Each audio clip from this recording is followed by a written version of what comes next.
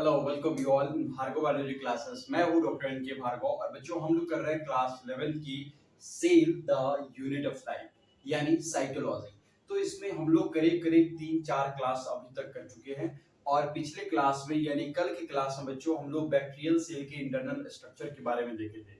तो अगर आप मेरे चैनल पर नए हैं तो जाके सारे वीडियोस को देख सकते हैं, चैनल को सब्सक्राइब कर सकते हैं और ज्यादा से ज्यादा लोगों में शेयर कर सकते हैं। खैर, आज की क्लास में बच्चों हम लोग यूकैरियोटिक सेल की शुरुआत करने वाले हैं और यूकैरियोटिक सेल में जो सबसे इंपॉर्टेंट ऑर्गेनेल्स होता है वो होता है न्यूक्लियस। तो आज क्लास में बेसिकली हम लोग न्यूक्लियस को देखने वाले हैं। तो चलिए क्लास शुरू करते हैं आज की क्लास। तो हेडिंग देंगे यूकैरियोटिक सेल। यूकैरियोटिक सेल बच्चों, यूकैरियोटिक सेल के अंदर आपके ट्रू न्यूक्लियस पाया जाता है या कह तो इसके बाहर न्यूक्लियस के बाहर न्यूक्लियर मेम्ब्रेन प्रेजेंट होते हैं। तो लिख सकते हैं कि have a true nucleus that is nuclear membrane is present outside the nucleus। Nucleus के बाहर आपके न्यूक्लियर मेम्ब्रेन यानी आउटर कवरिंग पाए जाते हैं और इसके अलावा जितने भी सेल ऑर्गेनल्स इसके पास होते हैं वो सारे ऑर्गेनल्स आपके मेम्ब्रेन बाउंड होते हैं। दूसरे शब्दों में लिख सकते हैं कि have a membrane bound organelles. इसके पास में जितने भी ऑर्गेनल्स होते हैं सेल ऑर्गेनल्स वो सभी मेम्ब्रेन बाउंड होते हैं। अच्छा, यूकैरियोटिक सेल में किस किस में पाया जाता है? यूकैरियोटिक सेल पाए जाते हैं आपके सबसे पहला हो जाएगा प्रोटिस्टा, फंगी, प्लांटी और एनिमेलिया। ये सारे ऑर्गेनिज्म में आपके यूकैरियोटिक सेल होते हैं। ये कह सकते हैं कि सारे के सारे आपके यूकैरियोट्स होते हैं। तो जल्दी से स्क्रीनशॉट लेंगे या नोट डाउन करेंगे ताकि हम अब नेक्स्ट जो हमारा टॉपिक है यूकैरियोटिक सेल में यानी न्यूक्लियस की शुरुआत करेंगे। चलिए तो जल्दी से स्क्रीनशॉट ले लेंगे बच्चों। चलिए तो ये क्लियर हो गया कि यूकैरियोटिक सेल कहते किसे हैं। वैसे सेल को यूकैरियोटिक सेल बोलते हैं जिसके पास में ट्रू न्यूक्लियस प्रेजेंट होते हैं यानी न्यूक्लियर मेम्ब्रेन पाया जाता है न्यूक्लियस के बाहर। दूसरी चीज, इसके पास में जितने भी ऑर्गेनल्स होते हैं वो सारे के सारे मेम्ब्रेन बाउंड यानी बाहर उनका आउटर कवरिंग पाए जाते हैं। इसमें कौन कौन से आते हैं यूकैरियोटिक सेल में? तो प्रोटिस्टा, फंगी, प्लांटी और एनिमेलिया। ये सारे जो हैं आपके यूकैरियोट्स हैं और इन टाइप के हम लोग बोलते हैं यूकैरियोटिक सेल। तो हम लोग आज पढ़ेंगे चैप्टर, आज के जो हमारा हेडिंग रहेगा यूकैरियोटिक सेल में वो है न्यूक्लियस। तो न्यूक्लियस जो होता है बच्चों ये आपके सेल का कह सकते हैं कि ये ब्रेन है यानी सारे फंक्शंस जो सेल के अंदर परफॉर्म होते हैं if and every important function वो सारे कंट्रोल एंड रेगुलेट होते हैं न्यूक्लियस के द्वारा। सो हम लोग कह सकते हैं कि न्यूक्लियस को ब्रेन ऑफ द सेल। तो हेडिंग देंगे आज का, हम लोग जानेंगे न्यूक्लियस क्या होता है। देखिए हम लोग फिगर के माध्यम से थोड़ा सा समझेंगे बच्चों कि न्यूक्लियस का स्ट्रक्चर एक्चुअली में होता कैसे है। मान लीजिए ये आपका हो गया सेल, ये आपका एक यूकैरियोटिक सेल है। इस यूकैरियोटिक सेल में ये हो गया आपका सेल मेम्ब्रेन। अगर मान लीजिए इसके जगह पर ये फंगी या प्लांटी के सेल होगा तो उसके बाहर आपके सेल वॉल भी होंगे, लेकिन ये आपका मान लीजिए एनिमल सेल है तो इसके बाहर क्या होगा? सेल मेम्ब्रेन होगा। कोई दिक्कत? चलिए, ये हो गया सेल के अंदर क्या होगा बच्चों? ये सेमी फ्लूइड स्पेस को हम लोग क्या बोलते हैं? साइटोप्लाज्म। जो आपके स्पेस दिखाई दे रहे इसे बोलते हैं हम लोग साइटोप्लाज्म। और इसी साइटोप्लाज्म बच्चों सेल ऑर्गेनल्स होते हैं। इसी साइटोप्लाज्म में हमारे न्यूक्लियस पाए जाते हैं। देख सकते हैं यहाँ पे मान लीजिए आपका न्यूक्लियस हो गया, डबल मेम्ब्रेन बाउंड ऑर्गेनल्स है यानी इसके बाहर एक कवरिंग पाया जाता है, आउटर कवरिंग। जस्ट लाइक देख सकते हैं ये एक बाहर का कवर हो गया यानी ये इनर लेयर हो गया और ये दूसरा जो हो गया आउटर लेयर हो गया। तो देख सकते हैं ये डबल मेम्ब्रेन बाउंड आपके ऑर्गेनल्स है जिसे हम लोग न्यूक्लियस बोलते हैं। और इन दोनों आपके मेम्ब्रेन के बीच में कुछ गैप दिखाई देता है बच्चों। इस गैप को हम लोग बोलते हैं न्यूक्लियर पोर। इसे हम लोग बोलते हैं न्यूक्लियर पोर। ये हो गया बच्चों आपका आउटर मेम्ब्रेन, और ये अंदर वाला हो गया आपका इनर मेम्ब्रेन। तो कह सकते हैं कि न्यूक्लियस होता है वो डबल मेम्ब्रेन बाउंड ऑर्गेनेल्स, ठीक है। अब इस न्यूक्लियस के अंदर जिस तरह से सेल के अंदर साइटोप्लाज्म होता है, उसी तरह से न्यूक्लियस के अंदर भी जेल लाइक सब्सटेंस पाए जाते हैं, जिसे हम लोग बोलते हैं न्यूक्लियोप्लाज्म। और बच्चों साइटोप्लाज्म और न्यूक्लियोप्लाज्म अगर दोनों को मिला दे तो उसे हम लोग बोलते हैं प्रोटोप्लाज्म। क्या बोलते हैं हम लोग?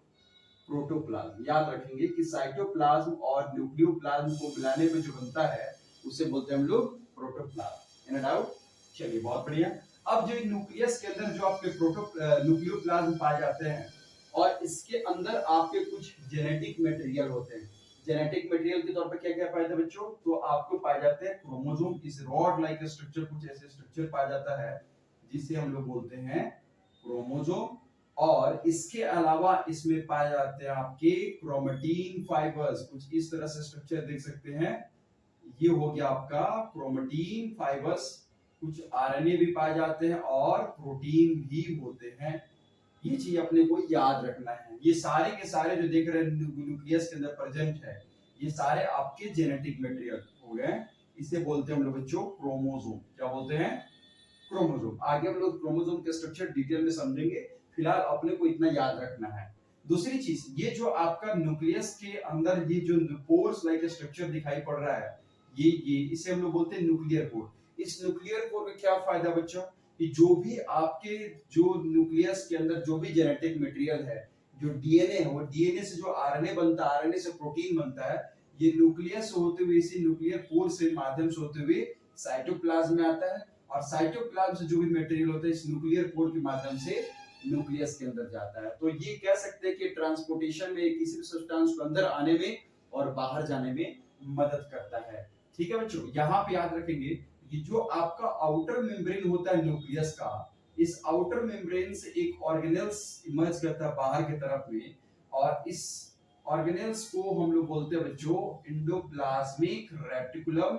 कुछ इस तरह से स्ट्रक्चर होता है एंडोप्लाज्मिक रेटिकुलम, और इसके सरफेस पे यहाँ राइबोसोम के कुछ मॉलिक्यूल्स पाया जाता है। कुछ इस तरह से देख सकते हैं, ये राइबोसोम का मॉलिक्यूल्स आगे जो है कंटिन्यू करता है और पूरे एंडोप्लाज्मिक रेटिकुलम को कवर कर लेता है, जिसे आगे ये बनाता है रफ एंडोप्लाज्मिक रेटिकुलम। इसे हम लोग आगे डिटेल्स में समझेंगे। फिलहाल इतना समझना है कि न्यूक्लियस के अंदर आपके जेनेटिक मटेरियल पाया जाता है, जैसे कि क्रोमोसोम, आपके ये जो हो गया क्रोमेटिन फाइबर्स, ये हो गया आपका क्रोमेटिन फाइबर्स, है ना, ये हो गया आपका आरएनए, और ये हो गया प्रोटीन। बच्चों इसके अंदर आपके कुछ राइबोसोम भी पाए जाते हैं, जो आगे हम लोग बात करने वाले हैं। ठीक है, तो जल्दी से स्क्रीनशॉट लेंगे ताकि आगे हम बात करेंगे, समझाएंगे इसमें कि क्रोमोसोम का स्ट्रक्चर क्या होता है और क्रोमोसोम जो बनते हैं वो कैसे बनते हैं। देखिए बच्चों, सबसे पहले समझेंगे कि ये आपका जो डीएनए होता है बच्चों, ये डबल स्टैंडर्ड डीएनए होता है। कुछ इस तरह से स्ट्रक्चर होता है डीएनए का, देख सकते हैं, ये होता है आपका डीएनए। और ये डीएनए जो होता है बच्चों, ये आपको एक प्रोटीन पे लिपटा रहता है, और उस प्रोटीन को लोग बोलते हैं हिस्टोन प्रोटीन। देख सकते हैं, ये आपको वो प्रोटीन है जिसे बोलते हैं हिस्टोन प्रोटीन। और डीएनए का स्ट्रैंड जो है कुछ इस तरह से लिपट जाता है, और आगे फिर ऐसे ही ये कंटिन्यू करता है। ये हिस्टोन प्रोटीन पे ऐसे कुछ लिपटा रहता है, और जब ये लिपट जाता है बच्चों, तो ये एक स्ट्रक्चर बनाता है जिसे हम लोग बोलते हैं क्रोमेटिन फाइबर्स। ये आगे कंटिन्यू करके ये क्रोमेटिन फाइबर्स बनाता है, फिर यहाँ पे ये कंडेंस करके एक स्ट्रक्चर बनाता है बच्चों, जिसे बोलते हैं क्रोमोसोम। क्या बोलते हैं हम लोग? क्रोमोसोम। तो देख सकते हैं, सबसे पहले डीएनए बना, और डीएनए से बना आपके क्रोमेटिन फाइबर्स, जब हिस्टोन प्रोटीन को लिपटा, और हिस्टोन प्रोटीन जब आपस में कंबाइन हुआ, तो ये जो स्ट्रक्चर बनाया, ये बना लिया आपका क्रोमोसोम, जो कि इस सेल के अंदर आपको दिखाई दे रहा है। तो ये हो गया आपका डीएनए, ये हो गया आपका, इस स्पेस को हम लोग बोलते हैं न्यूक्लियोसोम। जिस स्पेस में आपका हिस्टोन प्रोटीन डीएनए के साथ लिपटा है उसे बोलते हैं हम लोग न्यूक्लियोसोम, और इस प्रोटीन को हम लोग बोलते हैं बच्चों हिस्टोन प्रोटीन। क्या बोलेंगे? हिस्टोन प्रोटीन, याद रखेंगे। Histone protein. तो ये आगे जो स्ट्रक्चर बना लिया, ये बना लिया क्रोमेटिन। ये ऐसे दिखाई पड़ता है जैसे माला को, मतलब ये धागे पे जैसे मोतियों को पिरो दिया जाता है, वैसे ही ये दिखाई दे रहा है। इसीलिए हम इसे बिड ऑन स्ट्रिंग के नाम से भी जानते हैं। और ये जो स्ट्रक्चर बना लिया, ये बना लिया आपका क्रोमोसोम, यानी क्रोमेटिन ही आगे कंडेंस्ड होकर स्ट्रक्चर बना, इसे बोलते हैं हम लोग क्रोमोसोम। यही क्रोमोसोम आपके जो है न्यूक्लियस के अंदर दिखाई पड़ता है। अब न्यूक्लियस के अंदर क्रोमोसोम किस कंडीशन में दिखाई पड़ता है? तो न्यूक्लियस के अंदर क्रोमोसोम हर समय नहीं दिखाई पड़ता बच्चों। एक्चुअली में जब सेल डिवीजन की प्रोसेस कर रही होती है, तब जाके आपको क्रोमोसोम दिखाई पड़ता है न्यूक्लियस के अंदर, वरना आपको क्रोमेटिन ही और डीएनए का स्ट्रैंड और प्रोटीन के मॉलिक्यूल्स कुछ और राइबोसोम दिखाई पड़ते हैं। तो जल्दी से स्क्रीनशॉट ले लेंगे, नोट डाउन कर लेंगे, ताकि हम लोग आगे की तरफ बढ़ सके।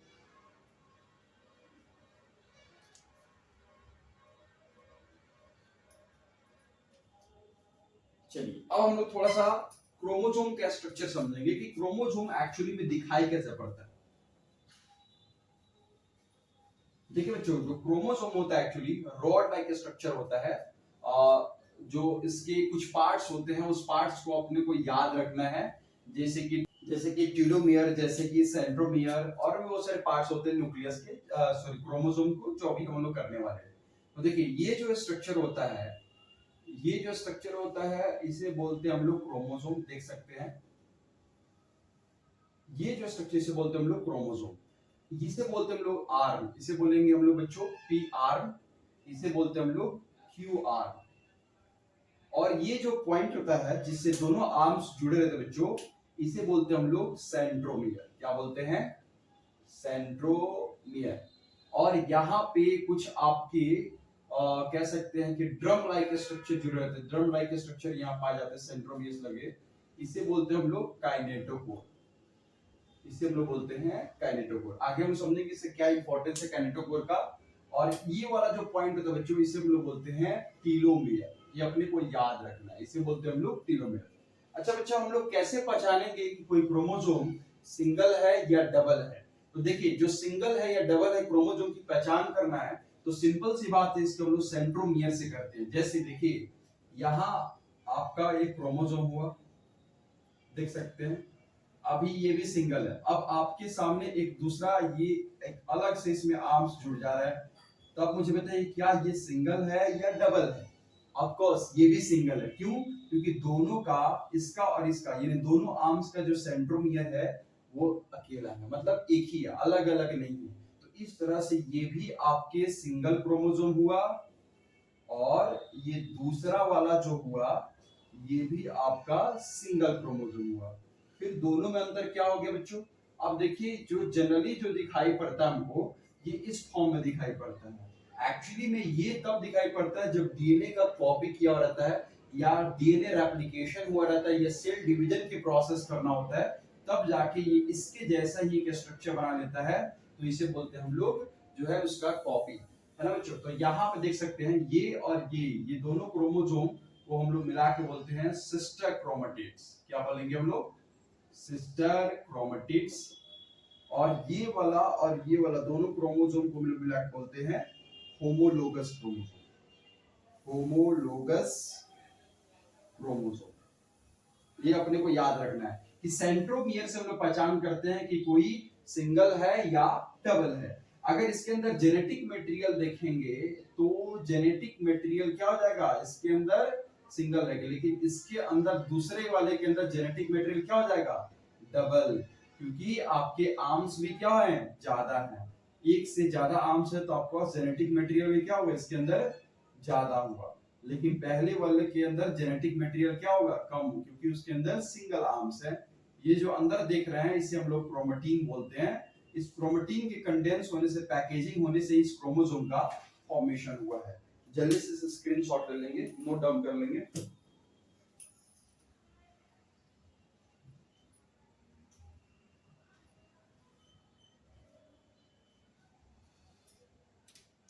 तो अगर क्रोमोसोम के सेंट्रोमियर अगर सिंगल है तो उसे हम लोग सिंगल क्रोमोसोम समझेंगे। अगर दो अलग अलग सेंट्रोमियर है तो वो अलग अलग सेंट्रोमियर हुए। यानी देख सकते हैं यहाँ पे दोनों आर्म्स है, दोनों आर्म्स का सेंट्रोमियर सिंगल है, इसलिए ये सिंगल क्रोमोसोम। यहाँ पे देख सकते हैं ये भी सिंगल क्रोमोसोम है, लेकिन ये दोनों अलग अलग क्रोमोसोम है क्योंकि दोनों का सेंट्रोमियर क्या है, डिफरेंट डिफरेंट है।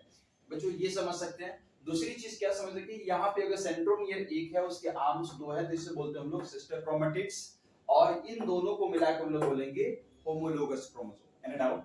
चलिए, अगर कोई भी चीज टॉपिक समझ में नहीं आती है तो आप कमेंट सेक्शन में कमेंट करेंगे, और नेक्स्ट क्लास में हम उस पर थोड़ा सा और डिटेल्स बता के तब आगे की तरफ भी बढ़ेंगे। ये चीज समझ में आ गया कि सर सेंट्रोमियर का फंक्शन क्या होता है। दूसरी चीज सर काइनेटोकोर क्या होता है, इसका क्या फंक्शन है। अब देखिए बच्चों, जो आपका सेल्स के अंदर होता है सेल डिवीजन, यानी एक सेल से दो सेल बनने की प्रोसेस को हम लोग बोलते हैं सेल डिवीजन। अब समझिएगा थोड़ा सा, मान लीजिए कि ये सेल का हो गया न्यूक्लियस। सबसे पहले सेल डिवीजन की जो प्रोसेस शुरू होती है वो सेल के न्यूक्लियस से ही शुरू होती है। देख सकते हैं, मान लीजिए न्यूक्लियस है, तो न्यूक्लियस के अंदर ये हो गया क्रोमोसोम, और क्रोमोसोम जो है जब सेल डिवीजन करना होता है तो सेल साइकिल का प्रोसेस चलता है। उस सेल साइकिल के प्रोसेस में एक फेज आता है जिसे बोलते हैं एम फेज। इस एम फेज को हम लोग मेटाफेजिक या मेटाफेज के नाम से भी जानते हैं। इस फेज में क्या होता है कि जो आपका क्रोमोसोम होता है, इस वाले प्लेट को, यानी इसको बोलते हैं हम लोग मेटाफेजिक प्लेट, आगे हम लोग समझेंगे सेल साइकिल सेल डिवीजन में, इस फेज पे आके ऐसे हॉरिजॉन्टली लाई करता है, ऐसे वर्टिकली नहीं रहेगा, ऐसे हॉरिजॉन्टली लाई हो जाता है, इसे मेटाफेजिक प्लेट बोलते हैं। फिर क्या करता है, ये क्रोमोसोम का रेप्लिकेशन होता है, कुछ इस तरह से देख सकते हैं, इसका देख के दूसरा ऐसे कॉपी बनाता है, ताकि ये अगर सेल डिवीजन करे तो वो सेम अपने जैसा ही मटेरियल दूसरे सेल को भी ट्रांसफर कर पाए। तो इस तरह से क्या हो गया, यहाँ पे आप देख सकते हैं डीएनए का रेप्लिकेशन हो गया, एक से ज्यादा संख्या बन गया। अब देखिए क्या होता है, इसके अंदर एक और ऑर्गेनेल्स पाया जाता है बच्चों, जो सेल डिवीजन के समय में दिखाई देता है, इसे बोलते हैं हम लोग सेंट्रोसोम। इसे बोलते हैं हम लोग सेंट्रोसोम। और इसके अंदर एक आपके डमरू के जैसे स्ट्रक्चर पाए थे जो एक दूसरे से परपेंडिकुलर होते हैं, इसे बोलते हैं सेंट्रियोल। अपने को याद रखना, आगे फिर हम लोग समझेंगे सेल साइकिल सेल डिवीजन। इस सेंट्रियोल से आपके कुछ आपके धागे जैसे स्ट्रक्चर निकलते हैं, जो आके इस सेंट्रोमियर के अंदर जो काइनेटोकोर लगे रहते हैं, यहाँ पे ड्रम शेप का, इस काइनेटोकोर से ऐसे आके चिपक जाते हैं, कुछ इस तरह से देख सकते हैं। और ये जो चिपकते हैं इसे बोलते हैं स्पिंडल फाइबर्स, इसे बोलते हैं हम लोग स्पिंडल फाइबर्स। ये आके इस काइनेटोकोर से ऐसे चिपक जाते हैं और दोनों को एकदम अलग अलग कर देते हैं, कह सकते हैं तोड़ देते हैं। तो ये बन जाता अलग क्रोमोसोम, ये अलग क्रोमोसोम। यानी कह सकते हैं कि जो आपका काइनेटोकोर है, इसका इंपॉर्टेंस क्या है, इसका इंपॉर्टेंस है सेल डिवीजन के प्रोसेस को कराने में। आई होप आप लोगों को क्लियर हो गया। अब जैसे देखिए, जैसे ही यहाँ पे टूटेगा तो यहाँ पे एक स्ट्रक्चर इस तरह से फॉर्म होगा। जैसे मान लीजिए ये बन गया आपका अलग क्रोमोसोम, और यहाँ बन गया आपका अलग क्रोमोसोम, क्योंकि दोनों अलग अलग हो गए, सिंपल सी बात है।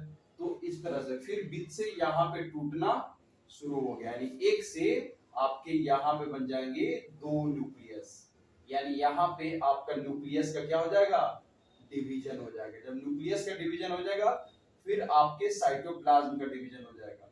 जब साइटोप्लाज्म का डिवीजन हो जाएगा तब हो जाएगा आपका सेल डिवीजन। तो कह सकते हैं कि सेल डिवीजन यानी एक सेल से दो सेल में बनाने की जो प्रोसेस होती है सेल डिवीजन बोलते हैं। उस सेल डिवीजन के प्रोसेस में ये काइनेटोकोर इंपॉर्टेंस होता है स्पिंडल फाइबर से चिपकने में।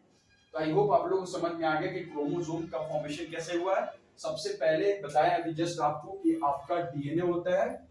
डीएनए किस पे, आपके हिस्टोन प्रोटीन पे जब निपटता है तो क्या बनाता है, क्रोमेटिन, और क्रोमेटिन से क्या बनता है, क्रोमोसोम। ये अपने को याद रखना है। यानी जब सेल डिवीजन की प्रोसेस होती है तो क्या दिखाई पड़ता है, एक्चुअली में क्रोमोसोम दिखाई पड़ता है, वरना ऐसे आपको क्रोमोसोम रेयरली ही दिखाई पड़ता है।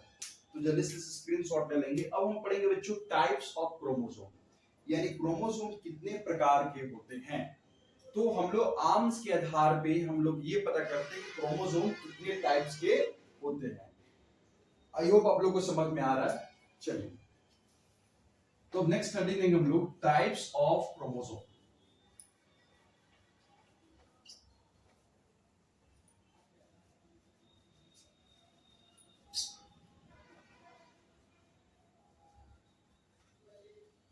नेक्स्ट हेडिंग देंगे हम लोग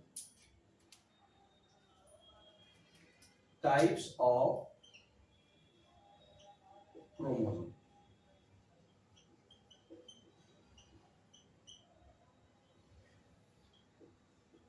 देखिए बच्चों, जो टाइप्स ऑफ क्रोमोसोम है ये किस आधार पर बताते हैं, तो हम लोग आर्म्स के लेंथ के आधार पर बताते हैं। देखिए सबसे पहला जो हमारा क्रोमोसोम है, जो सबसे पहला क्रोमोसोम है, इसे बोलते हैं हम लोग मेटासेंट्रिक। देखिए इस मेटासेंट्रिक में क्या होता है, ये आपको हो गया पी आर और ये हो गया आपका नीचे क्यू आर। इसे बोलते हैं हम लोग पी आर और इसे बोलते हैं हम लोग क्यू आर। ये पी आर्म और क्यू आर्म की लेंथ जो होती है वो इक्वल होती है, यानी सेंट्रोमियर से दोनों की जो लंबाई है दोनों क्या है, बराबर बराबर है। तो इस तरह से जब क्रोमोसोम दिखाई पड़े तो उसे बोलते हैं मेटासेंट्रिक। ये पहला क्रोमोसोम हो गया। दूसरा देखिए, दूसरा जो टाइप्स हो गए बच्चों, इसमें देखिए ये आपका सेंट्रोमियर हो गया। इस सेंट्रोमियर में देखिए ये आपका पहला पी आर्म हो गया और ये दूसरा हो गया क्यू आर्म। इसमें क्या देख रहे हैं कि जो पी आर्म है वो क्यू आर्म के मुकाबले क्या है, थोड़ा छोटा हो गया है, इसलिए इसे हम लोग क्या बोलेंगे, इसलिए इसे हम लोग बोलेंगे सब मेटासेंट्रिक। जो दूसरा टाइप हो गया बच्चों इसे बोलते हैं हम लोग सब मेटासेंट्रिक। ठीक है। अब देखिए तीसरा वाला में क्या होता है, तीसरा वाला में क्या होता है कि जो पी आर्म है वो क्यू आर्म के मुकाबले और ज्यादा छोटा हो जाता है, तो इसे बोलते हैं हम लोग टीलोसेंट्रिक। याद देखिए इसमें क्या हो गया, जो पी आर्म है वो क्यू आर्म के मुकाबले और ज्यादा छोटा हो जाता है, तो इस तरह के क्रोमोसोम को बोलते हैं टीलोसेंट्रिक।